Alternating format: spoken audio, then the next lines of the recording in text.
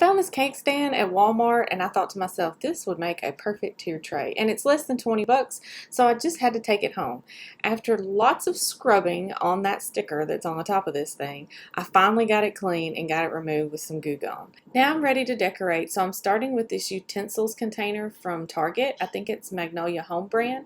It's also the largest thing on my tray and the tallest thing on my tray, so it's going in the back. I'm going to add a hand towel to style it, and then I'm going to use some plastic bags that I have around the house to help hold in my utensils that I'll be adding to this container because it's pretty large and I just don't have enough to fill it up without it making it look cluttered. The utensils I'm using came from HomeGoods. Next, I'm adding a bud vase to the side. This came from Target. Then I'm also going to add a soap dispenser that came from Target, a candle that came from HomeGoods, and this boho looking plant that I put together, and I can do a tutorial on that to show you guys. I'm going to add some lemons just to bring in that kitchen vibe a little bit more and add some things for scale, and I'm going to finish off my bud vase with one single stem flower. Here's my final result.